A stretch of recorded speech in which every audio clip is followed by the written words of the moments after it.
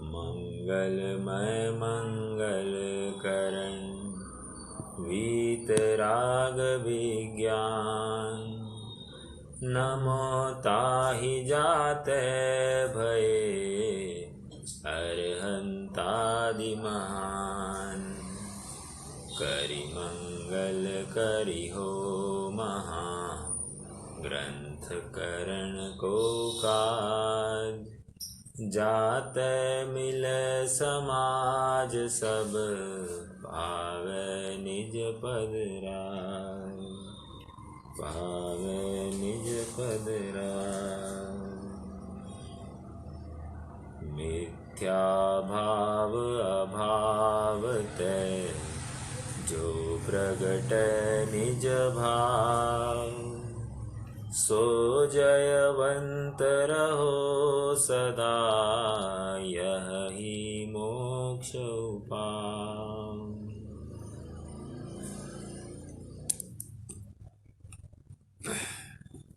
दूसरा अधिकार संसार अवस्था का स्वरूप। और इसमें पंडित साहब ने मंगलाचरण में जो बात रखी कि यह जो स्वरूप के आश्रय से प्रकट होने वाली जो पर्याय है, वो पर्याय सम्यक दर्शन, सम्यक ज्ञान और सम्यक चारित्र, यही मोक्ष का कारण है। इसलिए यही पर्याय जयवंत वर्ते हैं। प्रकरण के प्रारंभ में पंडित साहब ने सर्वप्रथम ये बात रखी कि यह जीव अनादि कर्म बंध से दुखी है और सुख मोक्ष में है। दो बातें रखी, दुख संसार में है और सुख मोक्ष में है। और जितने भी वो उपाय करता है सुखी होने के नाम पर, ऐसा नहीं कि वो उपाय नहीं करता है, उपाय भरसक करता है और पूरे यत्न से करता है, लेकिन वे सभी उपाय गलत है और यथार्थ उपाय किए बिना वो सुखी नहीं होगा। उसके लिए वे उदाहरण देते हैं। उदाहरण एक वैद्य और रोगी का देते हैं। कहते हैं कि वैद्य सबसे पहले तो रोगी की नाना प्रकार, पहले तो नब्ज पकड़ता है, नब्ज पकड़ के उसकी नाना प्रकार की अवस्थाओं को समझता है और अवस्थाओं को जानकर उसके रोग का निदान करता है। रोग का निदान करके उसे उस रोग की प्रतीति कराता है कि हाँ उसे वही रोग हो गया है, अनेक अनेक चिन्हों के माध्यम से, और उसका कारण भी बताता है कि तुम्हें यह रोग क्यों हुआ है। इतना होने पर वो रोगी को विश्वास हो जाता है, हाँ मुझे ऐसा ही रोग हो गया है।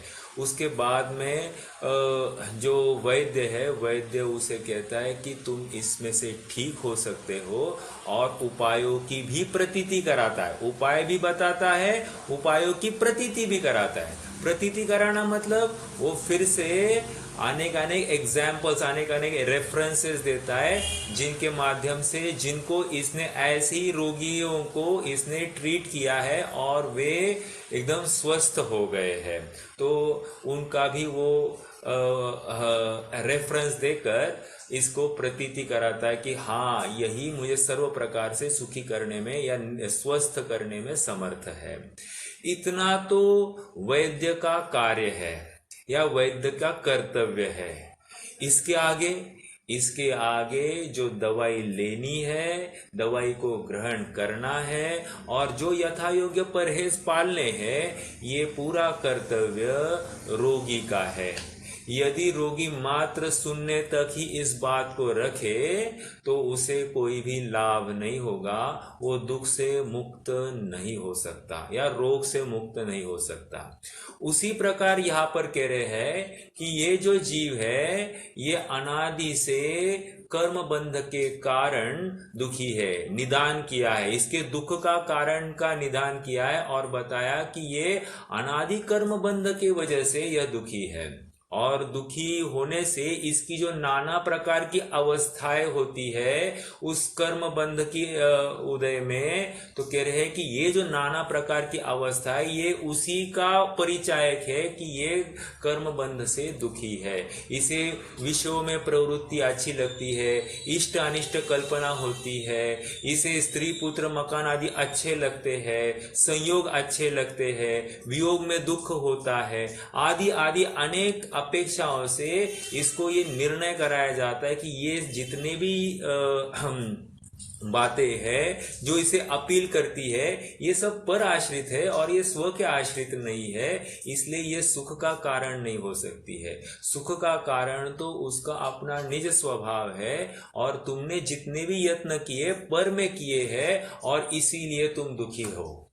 अब दुखी होने का एक बात बताई, दूसरी बात फिर कह रहे हैं कि इसका उपाय भी हो सकता है, यदि यथार्थ उपाय करे तो भी स्वस्थ हो सकता है, लेकिन ये उसका कर्तव्य, अर्थात जो अनादि का रोगी है अर्थात कर्म बंधन से पीड़ित है, जो दुखी है, वो यदि उस शास्त्रों का अर्थ समझकर यथा योग्य प्रवर्तन करे तो वो भी कर्म बंध से रहित अवस्था को प्राप्त होकर वो भी सुख को प्राप्त होगा।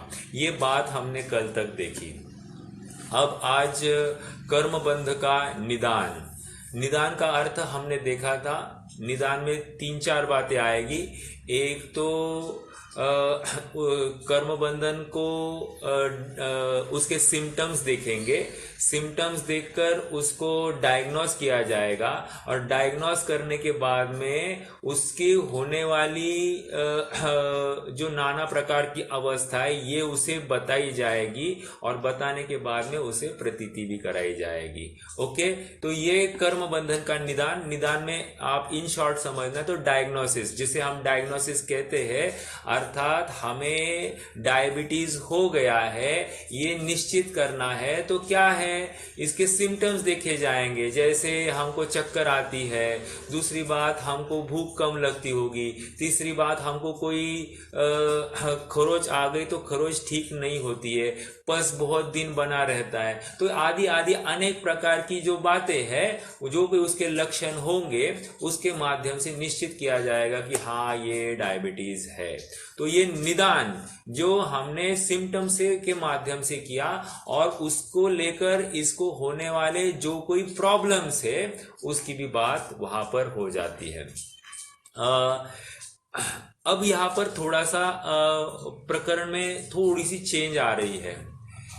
ये कल जो डॉक्टर के पास, वैद्य के पास आया था और वैद्य से ये जान लिया था कि मैंने जो कोई बहुत टेंशन लेकर या मैंने कुपथ्य का सेवन करके या असमय में खान पान करके या बहुत खान पान करके या बाजार की बहुत चीजें खाकर मुझे ये डायबिटीज नामक रोग हो गया है। कह रहे हैं कि ये अभी तलाशते तलाशते और किसी को मिला है और जिसे मिला है उसको वो साथ में ले आया है और वो भी डायबिटीज का रोगी है। लेकिन यहाँ पर थोड़ा सा फर्क है। फर्क ये है कि ये जो रोगी साथ में लेके आया है इसने ना तो कुपथ्य का सेवन किया है, ना तो खान पान में कोई गलत सेवन किया है, ना गलत समयों में खाया पिया है, और ये इसने जो कुछ खाया है सब कुछ एकदम ऑर्गेनिक और शुद्ध ही खाया है। ऐसा होते हुए भी ये डायबिटीज का रोगी है। ये दूसरा उदाहरण आया। अब थोड़ा सा विचार करना, थोड़े से प्रश्न चिन्ह हो सकता है, अरे ऐसा कैसे रोगी हो सकता है जिसने कोई परहेज मतलब कोई गलत आचरण किया नहीं है और वो रोगी है, रोग से युक्त पाया जा रहा है। पंडित साहब उसको पूछते हैं, रोगी को कह रहे कि हाँ डॉक्टर साहब मैंने कुछ भी नहीं किया है और फिर भी मुझे ये डायबिटीज नाम का रोग पाया जा रहा है, आप मुझे इसका कारण बताइए। तो कह रहे हैं कि इस रोग में, कोई भी रोग होता है उस रोग में 2 बातें होती है, 2 कारण दिए जा सकते हैं। एक कारण तो कुपथ्य का सेवन या हमने कोई भी यथार्थ रूप से खाया नहीं है, उसके अनुसार जो चलता है तो उसको ये रोग होना निश्चित है। दूसरा कारण ये होता है आनुवंशिकता, अर्थात तुम्हारे पिताजी को भी डायबिटीज होना चाहिए और उनसे तुमने ये ग्रहण किया है और इसके कारण तुम डायबिटीज से पीड़ित हो। ये दूसरे प्रकार से कह रहे हैं। अब ये तो हमने उदाहरण में देखा, सिद्धांत में यहां पर बता रहे हैं कि ये जो कर्म बंध है, ये कह रहे ये जो है ये अनादि का है। अनादि का है मतलब अनुवंशिकता से ही ऐसा ही कर्म बंध आता आया है। ये कोई नवीन उपार्जित, मैंने गलत रूप से उपार्जित किया हुआ नहीं है, मेरी वर्तमान में कोई खोट नहीं है, लेकिन मेरा पूर्व का ही ऐसे उदय में आया है, अर्थात आनुवंशिक रूप से आया है। आनुवंशिक को इन्होंने एक टर्म यूज की है, कोई बता सकता है उस टर्म का नाम क्या है? अनादि का कोई मिथ्यात्व नामक कर्म बंध है, उसको क्या कहेंगे?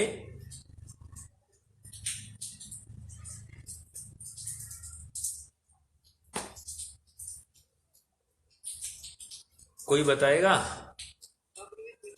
बहुत अच्छा, अगृहित मिथ्यात्व की बात अभी करने वाले हैं। आप यहां पर लिखी नहीं है उन्होंने, आगे जाकर ये पत्ता खोलेंगे, लेकिन हम इसमें से अब डिराइव करेंगे। ओके, आइए थोड़ा सा पढ़ते ही है, आपको थोड़ी सी बात और खुल जाएगी। सो यहां प्रथम ही कर्म बंधन का निदान बतलाते हैं। निदान मतलब हमने जो डायग्नोस किया है और उसका कारण मीमांसा, यहां पर कारण मीमांसा भी की जाएगी। दो बातें हैं, एक तो जो अभी वर्तमान में रोग दिखाई दे रहा है उसका क्या कारण है ये बताने जा रहे हैं। अब ये रोग कौन सा कह रहे हैं? कर्म बंधन में निदान करते हैं। अब देखिए पढ़ते हैं, कर्म बंधन होने से नाना औपाधिक भावों में परिणमना पाया जाता है। दो तीन प्रश्न खड़े होंगे, अपन थोड़े 3-4 लाइंस पढ़ते हैं और फिर उसका एक एक खुलासा करते हैं। एक रूप रहना नहीं पाया जाता, इसलिए कर्म बंधन सहित अवस्था का नाम संसार अवस्था है। इस संसार अवस्था में अनंतानंत जीव द्रव्य है, वे अनादि से ही कर्म बंधन से सहित है। एज अंडरलाइन द वर्ड अनादि से ही, अनादि से ही कर्म बंधन सहित है, ये अंडरलाइन कीजिए।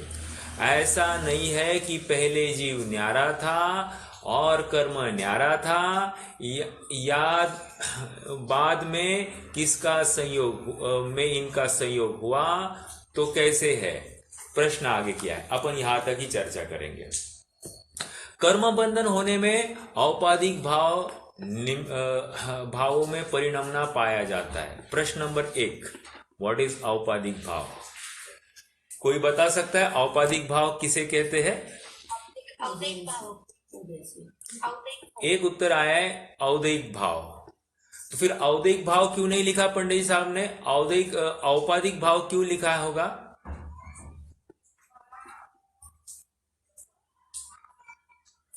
ये देखो, ऐसा विचार करना चाहिए हमको। Why he has written this औपाधिक भाव, नॉट औदैहिक भाव? कारण होना चाहिए, तो हमने यथार्थ रूप से पढ़ा होगा इसको।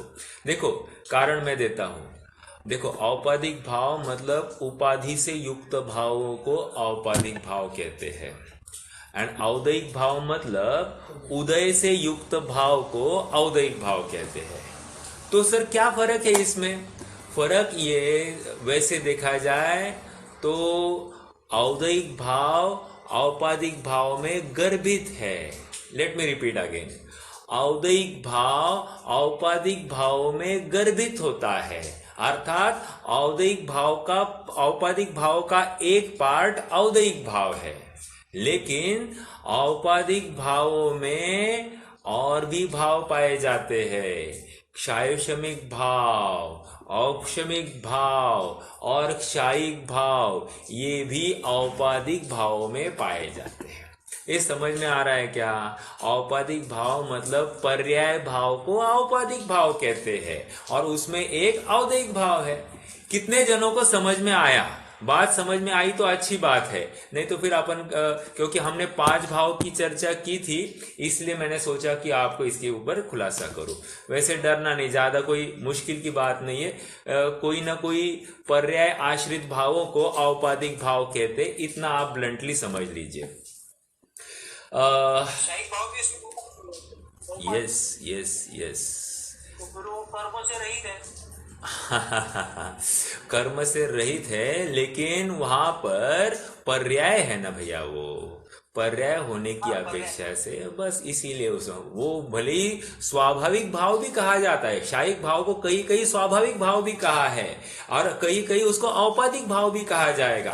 प्रकरण सापेक्ष अपने को वो विषय को समझना पड़ेगा, मुझे तो इतना कहना है। ठीक है, चलिए आगे बढ़ते हैं। ये जो सेंटेंस है इसमें शायिक भाव कर्म बंधन होने से नाना औपाधिक भाव में फिर शायिक भाव कैसे आएगा? हाँ हाँ हाँ, मैंने बात बिल्कुल, आपने बहुत अच्छा पकड़ा।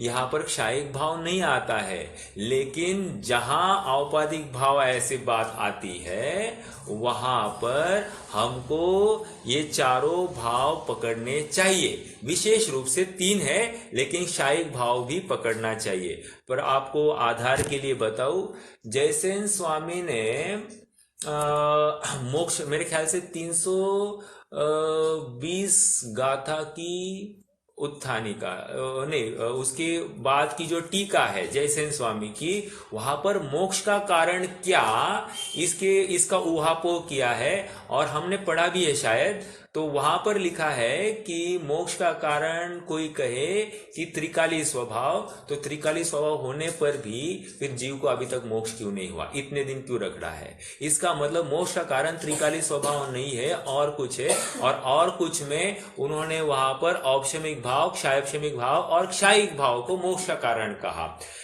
मुझे तो इतना ही कहना है। और एट द एंड वहां पर औपाधिक भाव की चर्चा आई है। औपाधिक भाव में ये चारों भाव पाए जाते, उपाधि से युक्त भाव है, अर्थात कोई ना कोई कर्म की उपाधि, कर्म का क्षयोपशम होना ये उपाधि कहो, कर्म का उदय होना ये उपाधि कहो, कर्म का उपशम होना ये उपाधि कहो, या कर्म का क्षय होना ये उपाधि कहो, ये सब औपाधिक भाव में लिया जाएगा। शब्दशः अर्थ अपन देखते तो बैठता ही बैठता है। हाँ, लेकिन यहाँ पर कर्म बंधन की अवस्था है, शायिक भाव किसी बंध का कारण नहीं है, ये बात बिल्कुल मानते हैं, लेकिन उसको औपाधिक भाव लिया जा रहा है। ओके, आइए आगे बढ़ते हैं।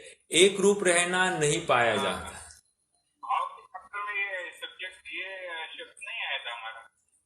किसमें? 5 भाव में नहीं आया था। 5 भाव में नहीं आया था, लेकिन 5 भाव हमने पढ़ा तो और मोक्ष में प्रकाशक तो ऐसा कोई नहीं होगा कि जिसने पढ़ा नहीं होगा, और ये शब्द तो एनकाउंटर होता ही होता है, और इसका अर्थ औपाधिक भाव का ये लेना ही चाहिए, ये भी उसमें गर्भित होता है। जहां जैसा प्रकरण है उसके अनुसार उस विषय को लेना। अब यहाँ पर फॉर एग्जाम्पल, यहाँ पर संसार परिभ्रमण की बात कर रहे हैं, तो वहां पर अपन औपाधिक भाव में क्षायिक भाव अपेक्षाकृत नहीं ले सकते हैं, नहीं ले सकते बिल्कुल। मैं एक जनरल स्टेटमेंट कर रहा हूं कि औपाधिक भाव में वहां पर चारों पर्याय भावों को लिया जा सकता है। ओके, अब प्रकरण यहाँ पर जो चल रहा है, संसार परिभ्रमण जो कह रहे उसमें अपन नहीं लेंगे। ठीक है, हाँ बोलिए। हाँ, ये अगर हमने क्षायिक भाव में औपाधिक भाव को, औपाधिक भाव में क्षायिक को लिया है, लेकिन सिद्धों के भी क्षायिक भाव रहते हैं। बहुत अच्छा। हाँ, पर्याश्रित नहीं होंगे, वो द्रव्य के आश्रित उनके भाव होंगे, इसलिए औपाधिक नहीं कहे जाएंगे, ऐसा कह सकते ना? नहीं नहीं नहीं, सिद्धों का भी जो क्षायिक भाव है, सिद्ध की अवस्था बने रहने में क्षायिक भाव भी कौन सा बताएंगे मालूम है? जो संसार 14वें गुणस्थान का अंतिम समय है, वो सिद्ध अवस्था का कारण कारण कार्य संबंध अगर घटित करना है तो उतना ही बताया जाता है। फिर परंपरा से ये कहते हैं कि कर्मों का क्षय किया है इसलिए वे सिद्ध है, ये तो बहुत दूर की बात है। लेकिन कर्मों का क्षय मात्र पहली सिद्ध पर्याय में ही घटित होता है, दूसरी सिद्ध पर्याय में घटित ही नहीं होता है अगर आप लॉजिकली विचार करो तो। बट परंपरा से 8 कर्मों का क्षय करके उन्होंने सिद्ध अवस्था प्राप्त की है, इसलिए वे उनको 8 कर्म से रहित कह देते हैं, क्योंकि संसारी जीवों से डिस्टिंग्विश करने के लिए। आपका प्रश्न वैसे क्या था? मैं तो बस उस प्रकरण के साथ जुड़ गया। प्रश्न फिर से एक बार बोलिए। पर्यायाश्रित भावों को औपाधिक भाव है, लेकिन सिद्ध अवस्था में उनका पर्यायश्रित नहीं द्रव्याश्रित भाव रहते हैं ना। हाँ, तो औपाधिक भाव बैठेंगे नहीं। हाँ, लेकिन कर्म का क्षय यह कारण अपन उसमें मान रहे कि नहीं मान रहे, सिद्ध अवस्था क्यों हुई है, कर्म का क्षय हुआ है कि नहीं हुआ है। तो कर्म का क्षय ये कारण है कि नहीं है, पहले तो ये स्वीकार करें। अगर है, आप जो द्रव्याश्रित बात कर रहे हैं वो उपादान की तरफ जा रहे हैं, लेकिन जो सबको दिखाई देता है वो कर्म दिखाई देता है, और इसलिए कर्म का क्षय हमको स्वीकार करना है अंतरंग निमित्त के रूप में, और बिल्कुल वो औपाधिक भाव में लिया जा सकता है। और इसलिए मैंने कहा पहला समय तो 100% घटित होता है, दूसरे समय में अपन नहीं बात करेंगे, पहले समय में घटित होती है बात। ठीक है, ओके, ठीक है, आगे बढ़ते हैं। एक कहा कह रहे, हाँ, औपाधिक भाव में परिभ्रमणा पाया जाता है। नाना प्रकार के औपाधिक भाव, मतलब इसका भी थोड़ा सा विचार करते। ये तो मैंने खाली औपाधिक भाव की बात करी, लेकिन औपाधिक भाव में भी नाना प्रकार कह रहे हैं। इसका मतलब ये समझाना चाह रहे हैं, 2 जीवों के शक्ल और अकल मैच नहीं होती। क्या कहा? 2 जीवों के शक्ल और अकल मैच नहीं होती एक समय में। अब दूसरी बात, एक जीव की 2 समयों की शक्ल और अकल मैच नहीं होती। ये क्या है? ये औपाधिक भाव में नाना प्रकार के औपाधिक भाव का परिणमना पाया जाता है। एग्जाम्पल देता हूं, मान लीजिए मुझे अभी वर्तमान में जो कषाय है या क्रोध है, एक वेरी वेरी क्लियर, तो क्रोध है, वही क्रोध, उसी इंटेंसिटी का क्रोध दूसरे समय में नहीं रहेगा। उससे हिनादिक कुछ ना कुछ डिग्री होनी ही चाहिए, ये यहां पर कह रहे हैं। अर्थात नाना प्रकार का औपाधिक पना, मतलब वो जो क्रोध का जो परिणमना है जीव का, वो हिनादिक पाया जाता है एक जीव की अपेक्षा और नाना जीव की अपेक्षा, मैच नहीं होते। यहां तक कहते कि भले हमको ऊपर से 2 जीवों की शक्ल सेम दिखाई देती होगी, लेकिन उसको हम डेप्थ में देखें तो उनके अंगूठे मैच करके देखो, अंगूठे मैच नहीं होते। क्योंकि आज का साइंस भी तो स्वीकार कर रहा है ना, आज थंब इंप्रेशन क्यों ले रहे? क्योंकि सबके अंगूठे अपने अपने यूनिक है, मतलब वो एक का अंगूठा दूसरे से मैच नहीं करता है, इसीलिए तो वो अलग अलग है। इसका मतलब ये अपने कर्म बंधन, मतलब नाना प्रकार के कर्म का उदय है, इस बात को स्वीकार कराता है। ओके, तो परिणमना पाया जाता है। और एक अर्थ यहां पर निकल रहा है, औपाधिक भाव कहकर ये भाव परावर्तन की तरफ संकेत भी कर रहे हैं। अर्थात जीव नाना प्रकार के भावों को करके इस संसार में भ्रमण कर रहा है। परिभ्रमणा इज अ द्योतक ऑफ संसार। ओके, संसार क्यों कह रहे? संसार ये शब्द स्त्री धातु से, स्त्री धातु से बनता है। व्हाट इज स्त्री धातु? स्त्री धातु का अर्थ है सरकना। जो अपने स्वभाव से सरका है उसको संसार में रमना है। अर्थात सम अधिक सार, सम मतलब भली भांति, जो सरक गया है अपने स्वभाव से, उसको संसार कहते हैं। तो यहाँ पर जीव ने अनेक प्रकार के औपाधिक भावों में परिणमते हुए अपने संसार अवस्था का न्योता दिया है। और एक रूप रहना नहीं होता, मतलब क्या? नाना जीवों के कर्म का उदय एक सरीका नहीं होता है। आप कहोगे ऐसे कैसे, अभी कोरोना का उदय सबका एक साथ आया है। अरे ऐसा होते हुए भी सबको एक साथ थोड़ी ना उसी इंटेंसिटी से उसका उदय आया है, किसी को हीन रूप से आया है, किसी को तीव्र रूप से आया है। इससे हम निश्चित कर रहे हैं कि भले उदय एक जैसा हो लेकिन एक नहीं है। समझ में आया, एक जैसा और एक में फर्क है। ठीक है, तो एक रूप नहीं होता, इसलिए कर्म बंधन सहित अवस्था का नाम संसार अवस्था है। तो यहाँ पर सबसे पहले ये जीव दुखी है और दुखी संसार में ही पाया जाता। तो जो जीव संसार में है वे सभी दुखी है, ऐसा यहाँ पर कह रहे हैं। आगे, इस संसार अवस्था में अनंत जीव द्रव्य है, वे अनादि से ही कर्म बंधन सहित है। दूसरी बात, अभी दूसरा सिद्धांत दे रहे हैं, क्या है? अनंत जीव द्रव्य है और वे अनादि से कर्म बंधन सहित है। ऐसा नहीं है कि पहले जीव न्यारा था, कर्म न्यारा था, बाद में इनका संयोग हुआ है। ये किस बिंदु को सिद्ध कर रहे हैं? ये किसी मत का भी खंडन हो रहा है। एक वैशेषिक मत है, वैशेषिक मत है टू माय कोई मत है, अभी कौन सा मत है वो छोड़ दीजिए, जो ऐसा मानता है कि पहले जीव अलग था और ज्ञान अलग था, बाद में सॉरी ये तो क्रिश्चियन मत का खंडन है, क्योंकि वे मानते हैं कि पहले ये आदम और ईव उन्होंने एक दूसरे को देखा, उनको विकार हो गया और तब जाकर ये सृष्टि का निर्माण हो गया। अर्थात यदि वे एक दूसरे को देखते नहीं तो उनको विकार होता नहीं, विकार होता नहीं तो फिर सृष्टि का उत्पन्न मतलब ये लोक संख्या हमको दिखाई नहीं देती। तो ऐसा वे मानते हैं।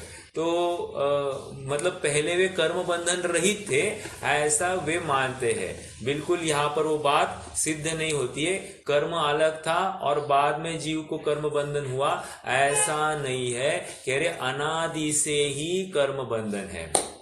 एक खानिया तत्व चर्चा हुई है, खानिया तत्व चर्चा, और खानिया तत्व चर्चा में एक प्रश्न आया है।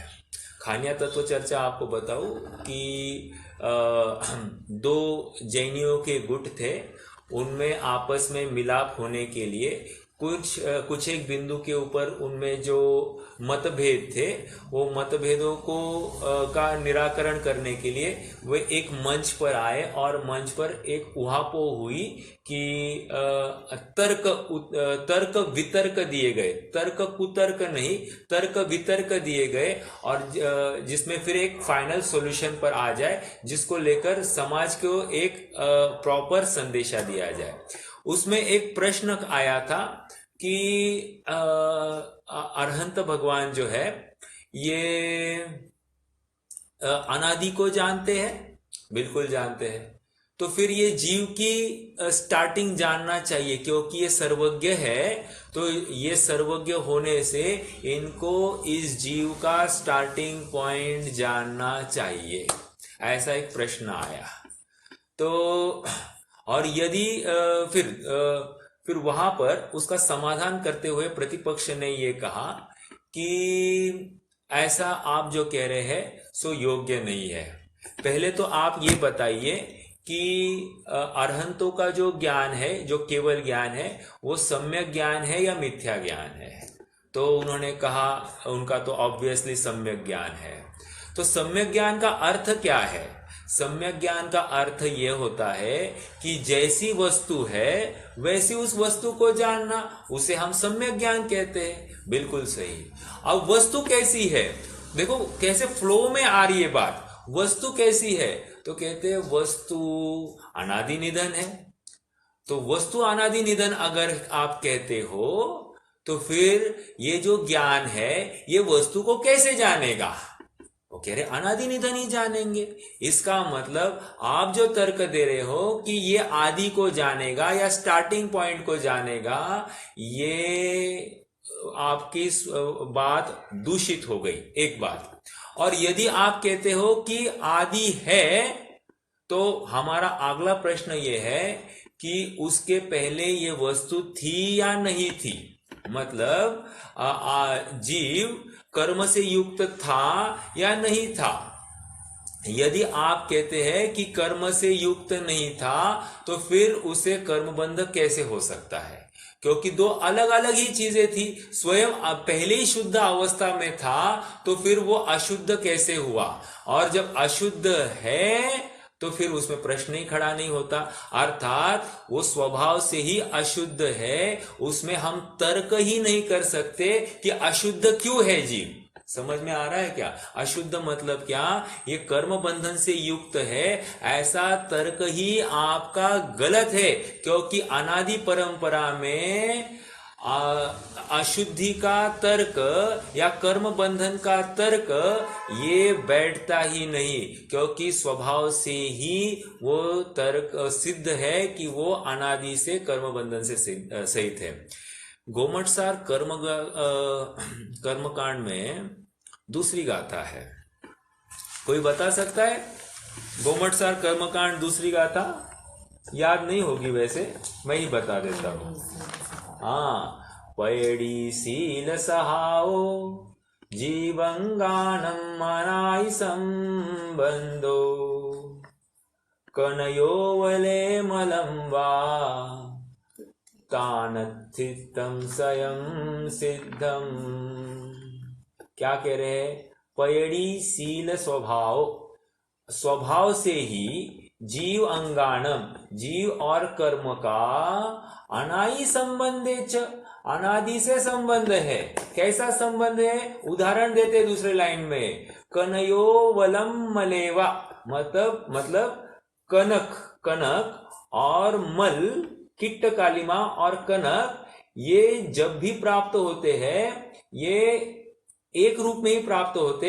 ऐसा शुद्ध सोना अलग और किट्ट कालिमा अलग, ऐसा हमको कहीं सोना प्राप्त नहीं हुआ है, ये युक्त ही प्राप्त होता है। उसी प्रकार ये, और वो तानथितम स्वयं सिद्धम, अर्थात उनकी स्थिति स्वयं सिद्ध है। इसमें आप प्रश्न मत करो, क्योंकि प्रश्न करना ही आपकी अज्ञानता का परिचायक है।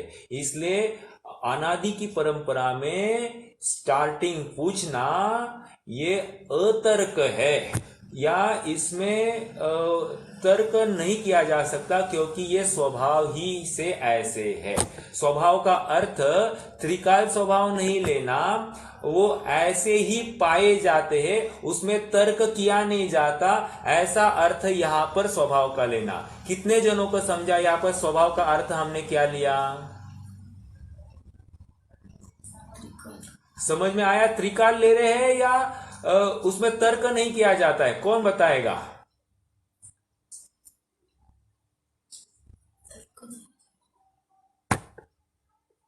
बोलिए कोई। फिर से एक्सप्लेन करके कीजिए। हाँ, देखिए, मैं ये कह रहा हूं कि गाथा का रेफरेंस दिया, जीव और कर्म का अनादि से संबंध है, और अनादि से संबंध है वो स्वयं सिद्ध है।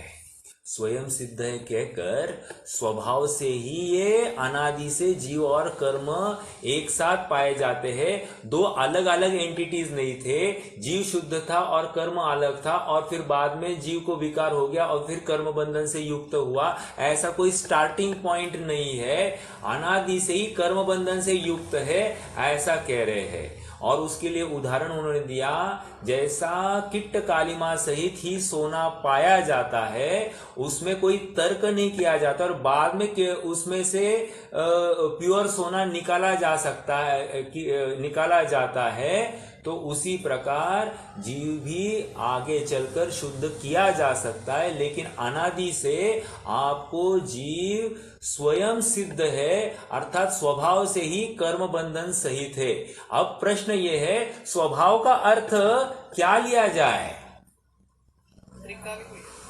नहीं, मैं तो यही तो समझा रहा हूं। यहां पर स्वभाव का अर्थ त्रिकाली नहीं लेना, यह अतर्क गोचरा, स्वभाव अतर्क गोचर, अर्थात स्वभाव में कोई भी तर्क नहीं किया जा सकता कि ये अनादि से क्यों है, ऐसा प्रश्न आप नहीं करते, करना नहीं चाहिए, क्योंकि ये अनादि से ऐसे ही सिद्ध है, इसमें स्वभाव में कोई तर्क नहीं किया जा सकता कि इसका कोई ना कोई स्टार्टिंग पॉइंट होगा ना, स्टार्टिंग पॉइंट होगा ना, ऐसा आप तर्क मत करो, ये आपका कुतर्क हो जाएगा कुछ समय में। क्योंकि स्वभाव, क्योंकि एक प्रश्न आता है, जैसे मान लीजिए मुझे अभी कोई कर्म का उदय है, कर्म का उदय है, उस कर्म का उदय कारण क्या है, तो भूतकाल का कोई एक परिणाम, भाव कर्म, भाव, उस भाव कर्म का कारण क्या, तो उसके पहले के कर्म का उदय, तो उस कर्म का उदय क्या, उसके पहले का भाव कर्म, उसके पहले का द्रव्य कर्म, उसके पहले का भाव कर्म, ये सिलसिला चलता जाएगा। कहां तक, आप कहां तक ढूंढते रहोगे। तो कह रहे हैं कि इसमें एंडलेस ऐसी एक स्थिति, ऐसी एक चेन आती है, इसीलिए हमको सॉल्यूशन नहीं मिलता है, जवाब नहीं मिलता है। इसलिए कहते हैं कि ऐसे जहां पर जवाब नहीं मिलता है उसको स्वभाव कहो, और वो स्वभाव अतर्क गोचर है, अर्थात जीव और कर्म अनादि से एक संधान क्यों है, एक में एक साथ क्यों रहते हैं, इसमें आप तर्क मत करो, ये स्वभाव से ही ऐसे पाए जाते हैं। जैसे दूध और पानी एक साथ मिले हुए क्यों मिलते हैं, अरे आप प्रश्न ही गलत कर रहे हो, क्योंकि स्वभाव में हम तर्क नहीं कर सकते हैं, ऐसा ही उसका स्वभाव है। बाद में वे अलग अलग किए जा सकते हैं, ओटने से, पुरुषार्थ करने से अलग अलग किए जा सकते हैं, उसी प्रकार जीव और कर्म अलग अलग किए जा सकते हैं। आगे बहुत अच्छे तर्क आएंगे, लेकिन अभी एज ऑफ नाउ इतना समझना, स्वभाव का अर्थ अतर्क लेना, यह त्रिकाली स्वभाव की बात नहीं चल रही है। ओके, आगे बढ़ते हैं।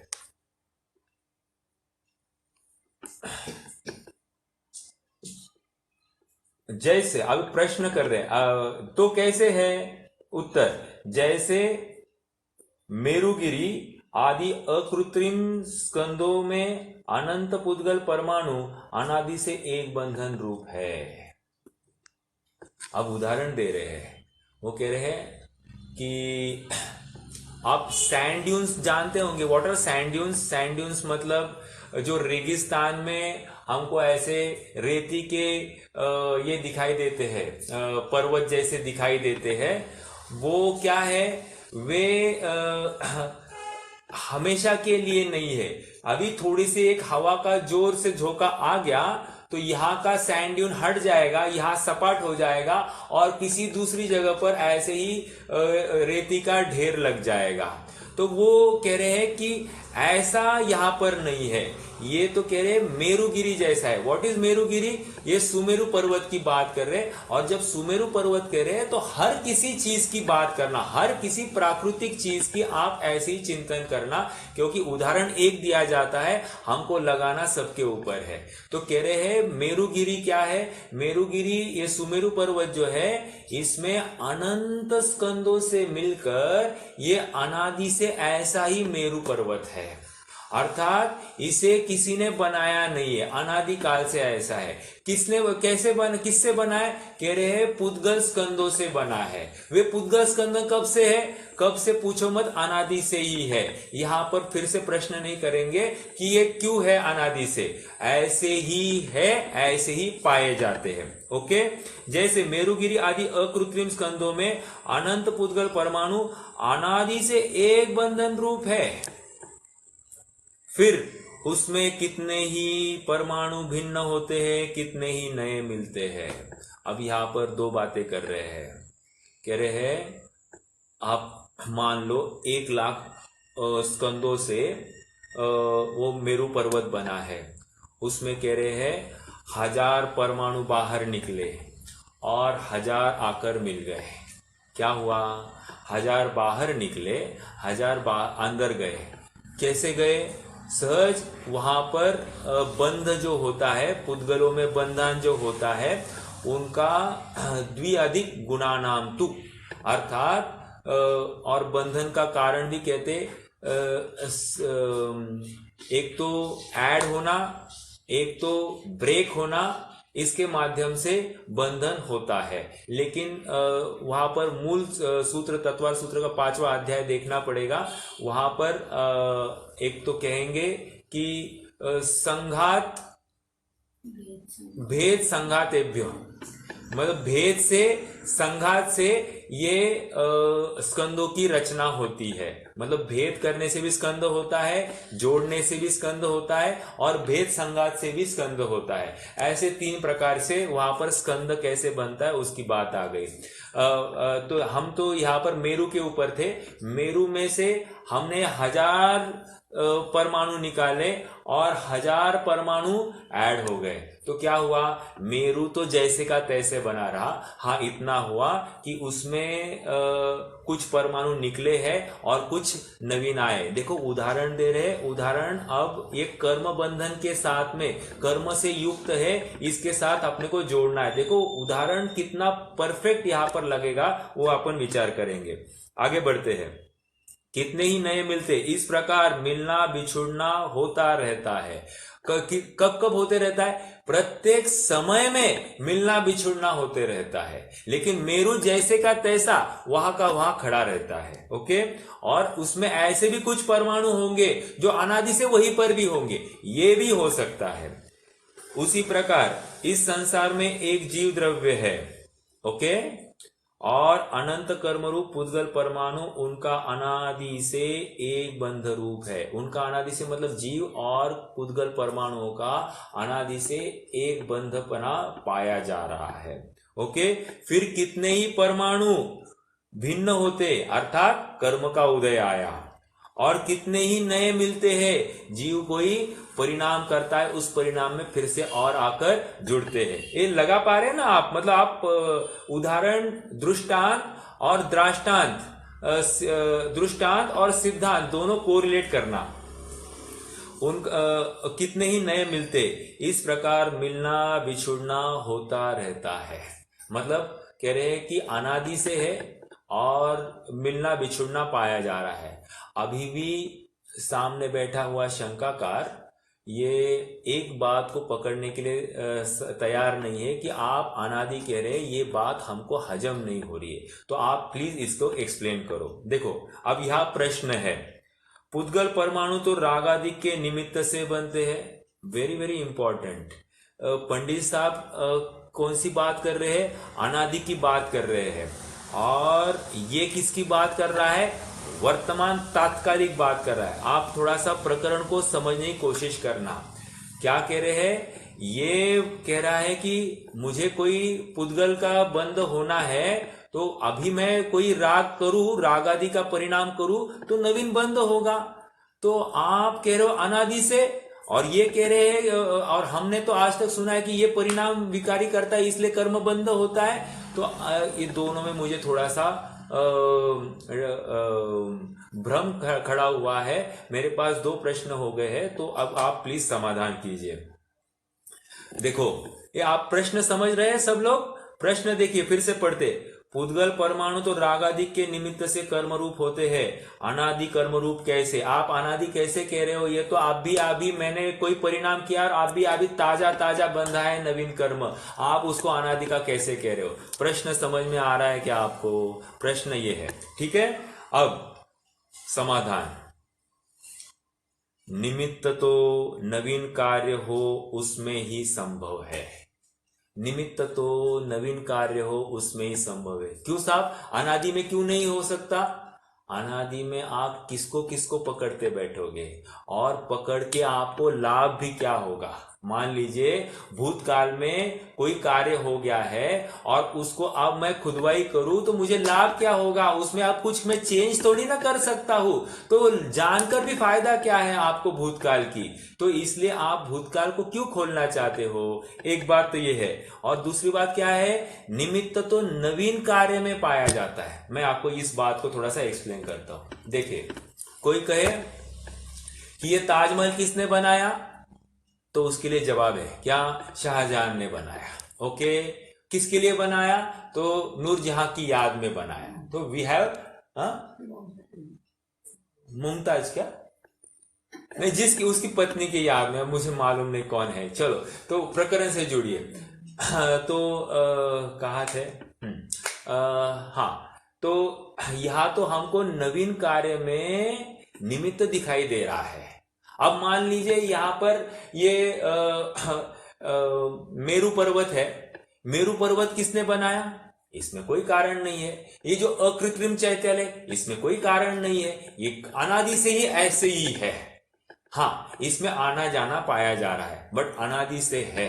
अनादि में कारण नहीं बताया जा सकता, लेकिन नवीन में तो बताया जा सकता है। ये कारण मीमांसा चलती है। कारण मीमांसा, एक कारण मीमांसा होती है तात्कालिक, और एक होती है अनादि की। अनादि में कारण नहीं है, अतर्क है। और नवीनता में तात्कालिक में अगर कुछ कार्य हुआ है तो उसके लिए कारण ढूंढा जाता है। ये दो प्रकार से बात चली। तो अनादि में क्या है? कोई भी कारण नहीं दिया जाएगा, लेकिन नवीन कार्य में कारण दिया जाएगा। निमित्त तो नवीन कार्य में हो उसमें ही संभव है। अनादि अवस्था में निमित्त का कुछ प्रयोजन नहीं है, कुछ प्रयोजन नहीं। क्या जानने से कार्य होगा? ओके, जैसे नवीन अभी उसी एग्जाम्पल को एक्सटेंड कर रहे हैं। जैसे नवीन परमाणुओं का बंधन तो स्निग्ध रूक्ष गुणों के अंशों से ही से होता है, और मेरुगिरी आदि स्कंदों में अनादि पुद्गल परमाणु का बंधन है। वहां निमित्त का क्या प्रयोजन है? अर्थात जो कोई एडिशन सब्ट्रैक्शन हो रहा है वो वर्तमान में हो रहा है, लेकिन मेरू पर्वत तो है ना अनादि से। तो हम अनादि की बात कर रहे हैं, और वो पुद्गल स्कंदों से युक्त है, इतनी बात हम बता रहे हैं। वैसे ही जीव है तो अनादि से, और वो कर्म बंधन से युक्त है, इतनी बात हम कर रहे हैं। क्योंकि ऐसे ही पाया जाता है। हमको शुद्ध जीव डायरेक्टली बना बनाया शुद्ध जीव पाया नहीं जाता है। क्योंकि शुद्ध जीव बना बनाया मानेंगे तो उसकी आदि माननी पड़ेगी, और अब शुद्ध को अशुद्ध करने के लिए मिलावट हो गई। इसका मतलब मोक्ष की भी सिद्धि नहीं होगी, और पूरे विश्व व्यवस्था के लोप का कारण बन जाएगा। ओके, आइए आगे बढ़ते हैं। ये थोड़ा सा आप यूं कहिए कि तर्क युक्ति का प्रकरण चल रहा है। कर्म बंधन की सिद्धि कर रहे हैं, अर्थात न्याय के माध्यम से इस बात को पुष्ट कर रहे हैं। और इन शॉर्ट पंडित साहब न्याय को कितने अच्छे से जानते थे, उसका ये पर्टिकुलर प्रकरण परिचायक है। देखो, बढ़ते हैं आगे।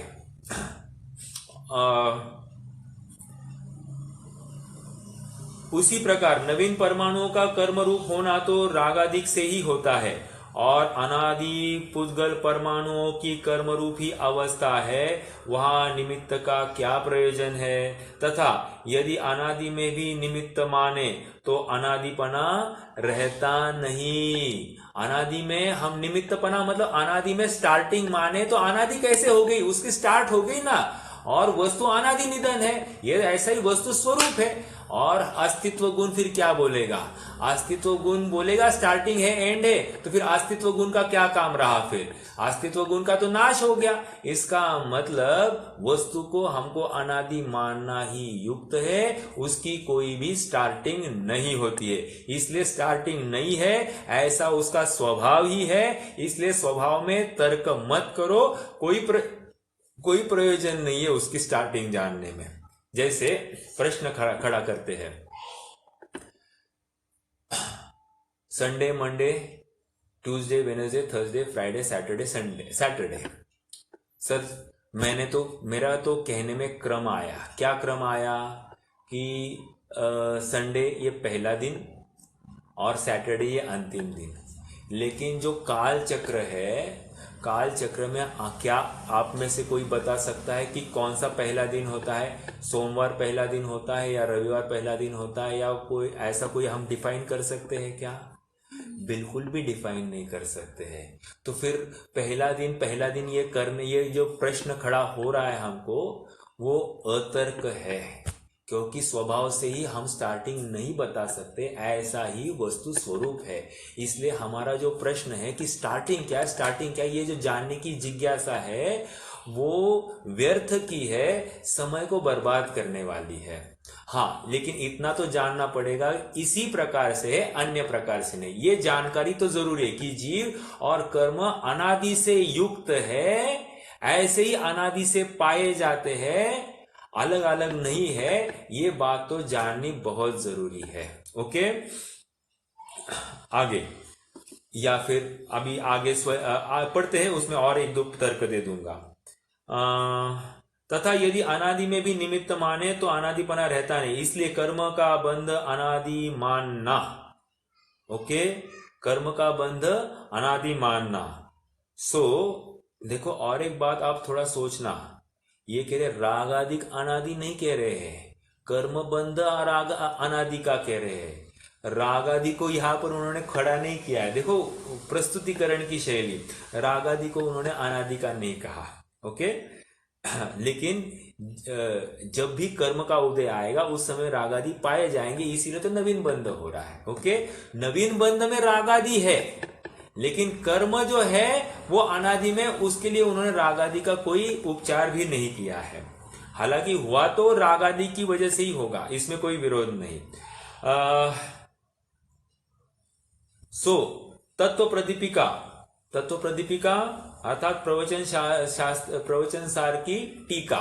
ओके, तत्व प्रदीपिका शास्त्र की व्याख्या में जो सामान्य ज्ञेय अधिकार है वहां कहा है, रागादिक का कारण तो द्रव्य कर्म है और द्रव्य कर्म का कारण रागादिक है। तब वहां तर्क किया है कि ऐसे तो इतरेतर आश्रय दोष लगता है, वह उसके आश्रित कहीं रुकाव नहीं है।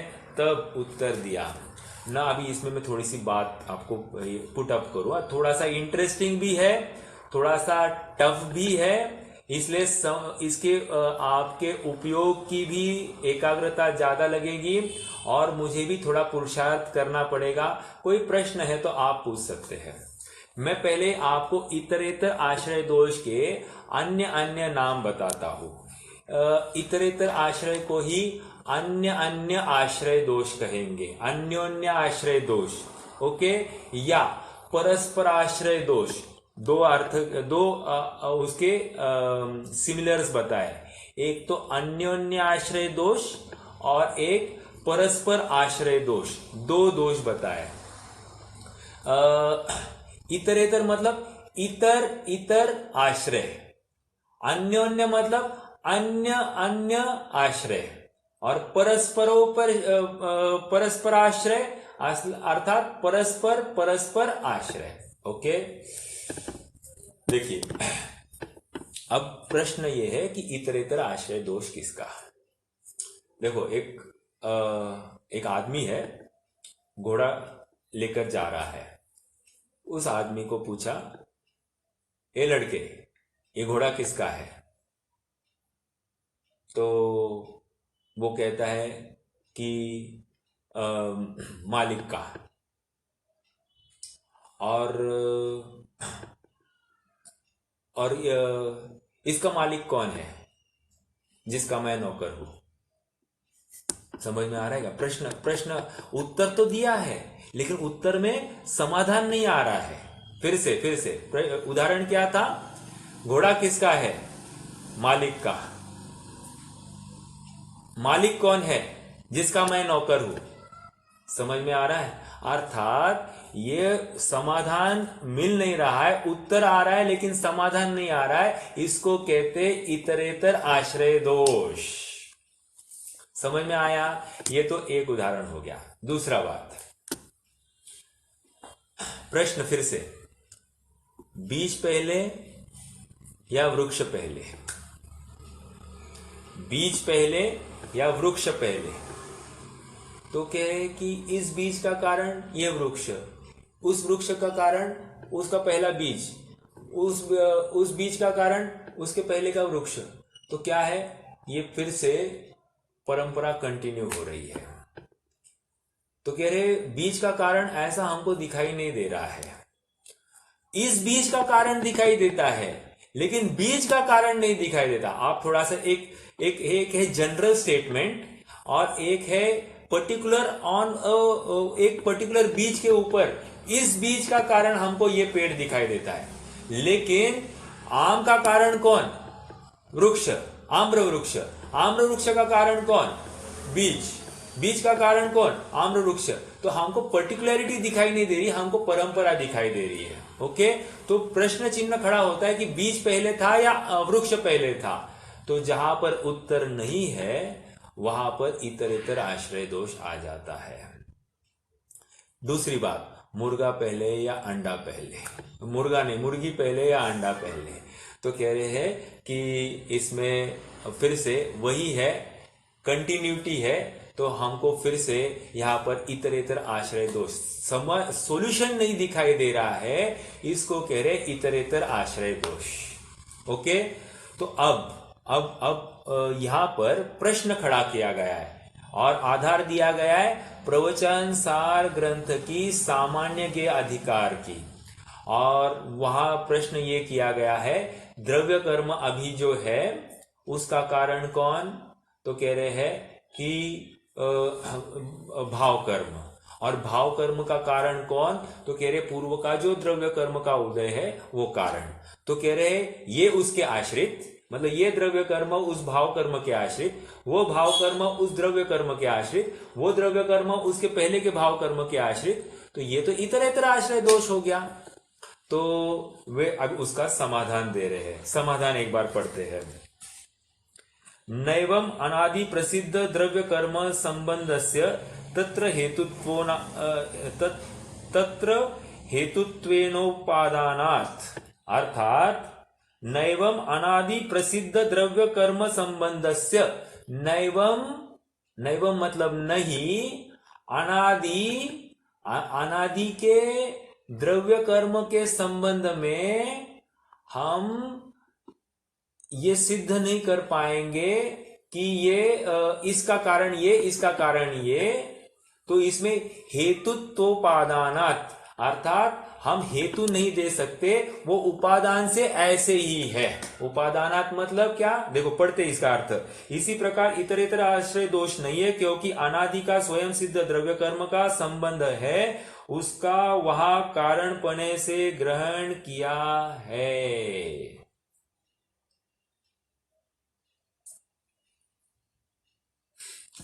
समझ में आया? अर्थात द्रव्य कर्म का कारण भाव कर्म। प्रश्नकार ने प्रश्न कैसे किया आपको थोड़ा समझाता हूं।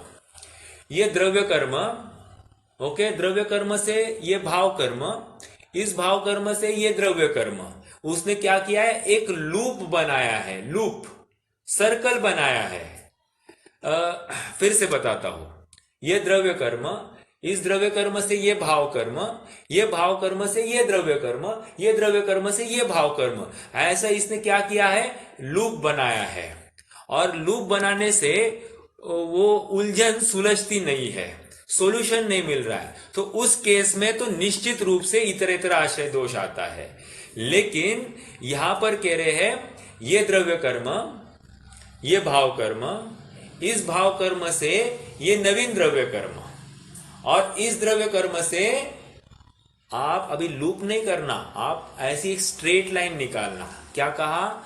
लूप नहीं करनी है। द्रव्य कर्म, भाव कर्म, भाव कर्म, द्रव्य कर्म, द्रव्य कर्म, भाव कर्म, तो dot dot dot dot dot dot alternatively आपने को लिखते जाना है। तो इसका मतलब क्या है? यहां पर अनादिपना सिद्ध हो रहा है, इतरेतर सॉल्यूशन नहीं मिल रहा है, लेकिन इतरेतर आश्रय दोष तो नहीं है। एक बात तो ये हो गई। आपको और एक उदाहरण देता हूं। आपने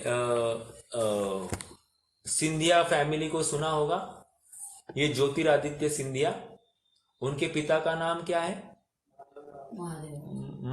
माधवराव सिंधिया। माधवराव के पिता का नाम ज्योतिरादित्य सिंधिया, और ज्योतिरादित्य के पिता का नाम माधवराव सिंधिया। ऐसे ही उनकी परंपरा ऐसी ही चलती है, ऐसी ही चलती है। समझ में आ रहा है? कहने की बात इतनी है कि द्रव्य कर्म से भाव कर्म, भाव कर्म से द्रव्य कर्म, भले ही हम नाम वही लिख रहे हैं, लेकिन ये द्रव्य कर्म और ये द्रव्य कर्म एक नहीं है, अलग अलग है। ये भाव कर्म और अगला भाव कर्म एक नहीं है, अलग अलग है। इससे ये इतरेतर आश्रय दोष नहीं है, वही का वही सर्कल नहीं चल रहा है, ये अलग है। ये बात तो पक्की हो रही है। और एक बात कह रहे हैं, ये अनादि की है, अनादि की है। ऑलराइट, क्योंकि उसमें हमको, और अनादि की क्यों है? क्योंकि स्वभाव से ही ऐसे है। ओके, और स्वभाव में कोई भी तर्क नहीं चलता है। इतरेतर आश्रय दोष समझा क्या? इतरेतर आश्रय दोष। आगे बढ़ते हैं। आप थोड़ा सा रिस्पॉन्ड करेंगे तो थोड़ा सा मुझे भी आएगी बात ख्याल में कि आप पकड़ पा रहे हैं या नहीं पकड़ पा रहे हैं, क्योंकि थोड़ा सा टफ प्रकरण ही है, लेकिन समझना तो जरूरी है। ओके, अगले पेज पर, पेज नंबर 23। ऐसा आगम में कहा है तथा युक्ति से भी ऐसा ही संभव है। कर्म के निमित्त बिना पहले जीव को कर्म के निमित्त बिना पहले जीव को रागादिक कहे जाए तो रागादिक जीव का स्वभाव हो जाए, और क्योंकि पर निमित्त के बिना हो उसी का नाम स्वभाव है। अब यहाँ पर निमित्त के बिना जो हो उसे स्वभाव कहते हैं। जो त्रिकाल हो उसे यहाँ पर स्वभाव, अंडरलाइन दिस वर्ड, पर निमित्त के बिना जो हो उसका नाम स्वभाव है। देखो तो स्वभाव के दो डेफिनेशन है अपने पास। जो त्रिकाल हो उसे स्वभाव कहते हैं, और दूसरा जिसमें पर का निमित्त नहीं लगता उसे स्वभाव कहते हैं। और जीव और पुद्गल ये अनादि से ही ऐसे है, इसमें किसी ने जबरदस्ती इनको मिलाया नहीं है, या ये पहले शुद्ध थे और फिर इनका मिक्सिंग हो गया है, ऐसी बात नहीं है। इसलिए स्वभाव से है, और इसीलिए ये क्या है, इसमें कोई तर्क नहीं चलेगा। ओके, इसलिए कर्म का संबंध अनादि ही मानना। यहां पर एक बात की सिद्धि हो गई, कर्म बंध रूपी रोग जो इस जीव को हुआ है, या ये जो जीव उस रोग से पाया जा रहा है, अनादि से पाया जा रहा है, अर्थात अनुवंशिकता से ही इसको प्राप्त हुआ है। ओके, अनुवंशिकता मतलब अगृहित मिथ्यात्व। अगृहित मिथ्यात्व अर्थात ये कब से है इसकी बात मत पूछो, अनादि से है, इसको अगृहित मिथ्यात्व कह रहे हैं। ठीक है, अब यहां से प्रकरण थोड़ा सा बदलने वाला है। प्रकरण ये आएगा कि अगर आप इनको एक ही कह रहे हो, अनादि से, स्वभाव से ही है, तो फिर आप इनको रोग क्यों कह रहे हो, या इनको हटाने की बात क्यों कर रहे हो? प्रश्न समझ में आया? जैसे किसी को पूछा कि चलो देखते, तुम्हें थोड़ी सी कमजोरी दिखाई दे रही, तुम्हें देखते हैं। नहीं कुछ नहीं, मुझे कोई रोग नहीं, मुझे कोई रोग नहीं है। अरे तुम्हारी कमजोरी आंखों के नीचे जो ब्लैक सर्कल्स है यही दिखा रहे कि तुम कमजोर हो, तुम्हारा चेकिंग किया जाए। ओके, खून की कमी होगी, जो कुछ होगा हम देखते हैं, चेक करते हैं। नहीं, ये कहता है मुझे कोई कमजोरी है ही नहीं, मुझे कोई कमी नहीं। अरे कमी तुम अनुभव नहीं करते हो, ये तुम्हारी तकलीफ है, लेकिन कमी तो है, ये बात पक्की है। ओके, तो वही बात यहां पर कह रहे हैं कि हमको रोग हुआ ही नहीं है, तो आप हमको इनको अलग अलग करने का क्यों सुझाव दे रहे हो? अर्थात ये रोग मान, मतलब ये अनादि कर्म बंध को स्वभाव से ही है, तो इसको ये शंकाकार, ये सामने बैठे वाला जीव ये रोग मानने के लिए तैयार नहीं है। ओके, तो रोग मानेगा नहीं तो क्या होगा? ये नियम से दुखी होगा। नियम से दुखी होगा तो क्या है? इसकी संसार अवस्था बनी रहेगी। ओके, अर्थात ये पर पदार्थों में ही प्रयास करते रहेगा, उनसे ही सुख होने की भ्रामक कल्पना पालता रहेगा। और उस शंका का यहाँ पर समाधान करेंगे। आज तो समय हो गया है, अपन क्रमशः इसको आज सोमवार के दिन चलाएंगे। ठीक है, आज के लिए रुकते हैं। कोई प्रश्न है तो पूछ सकते हैं। आज का जो कोई बात होगी आप चाहो तो एक बार फिर से रिकॉर्डिंग सुन लेना, या अभी आप प्रश्न कर सकते हैं तो पूछ लीजिए, कोई प्रॉब्लम नहीं। कोई बात नहीं समझ में आई हो तो भी पूछ लीजिए, अपन फिर से दोहरा सकते हैं।